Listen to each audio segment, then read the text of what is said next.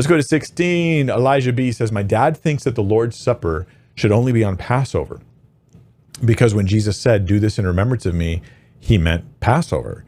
Any evidence in scripture for weekly communion? My mind kind of blanks a bit on some of the details here, but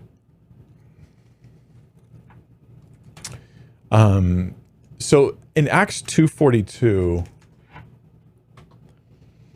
this may be communion here, the breaking of bread. They devoted themselves to the apostles' teaching, the fellowship, and the breaking of bread and prayers. They could have just been eating meals together, but it seems, and I guess I would look at other verses that talk about similar things here. But I would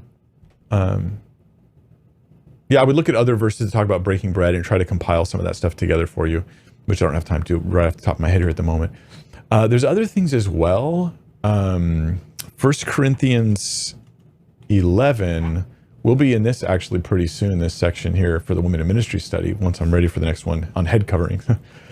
But this is a section in 1 Corinthians 11 where Paul's rebuking them for their conduct during the Lord's Supper. He says, in the following instructions, I do not commend you, because when you come together, it is not for the better, but for the worse. For in the first place, when you come together as a church, I hear there are divisions among you, and I believe it in part, for there must also be factions among you in order that those who are genuine among you may be recognized. When you come together, okay, so first off, he's used the phrase come together multiple times. When you come together, he just means on their regular gatherings every week they gather.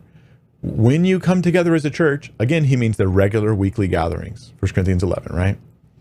Then verse 20, he continues the same idea. When you come together, it is not the Lord's Supper that you eat. Now he's complaining against them because they eat the Lord's Supper every time they gather, every week, but that they're not observing it properly. So then he says, it's not the Lord's Supper. For in eating, each one goes ahead with his own meal. One gets hungry, another gets drunk. So they're profaning the Lord's Supper. Then he complains against them, among other things, that they're not observing. I'll let you guys read this stuff on the screen here. They're not observing what Jesus gave them. And then he gives a statement that kind of talks about proximity of how often communion happens. He goes, for as often as you eat this bread and drink this cup, you proclaim the Lord's death until he comes. So I think that this is this was happening weekly in Corinth, and Paul does not rebuke them for it. He doesn't say they should only do it once a year at Passover. This is happening every week. Now, I read a church history book one time about specifically Rome, early Rome, and Roman church history, which is very interesting. Well, it's super boring and interesting at the same time. It's the way things are. But it talked about how as there arose priests and a priesthood, they started separating communion from the regular weekly gathering. So it used to be just like the weekly gathering, they gather and they have communion and they worship and they do everything. And then they started separating the communion from it, and then you had to have approval to receive communion and stuff. That happened later after the apostles' time, where, like, you know, as things start evolving on their own, apart from scripture, even apart from what has been laid down by the apostles. So I guess 1 Corinthians 11 might be the best proof for that you might be able to go to and say, hey, this is happening all the time.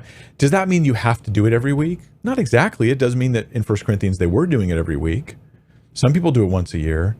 I think that seems probably a lot less than what would be ideal. And for a lot of pastors and a lot of churches, it's like, every week, that's just, you know, we have a limited time with our congregation, and that's a lot of work to put it together. It doesn't, not just a lot of work, rather, it takes a chunk of time out of a busy thing. We've got announcements and we have worship and we have Bible study. But the older I get, the more I'm like inclined to think that every week would be better for communion. Yeah. But it's not a rule in scripture. So maybe better doesn't mean it has to be that.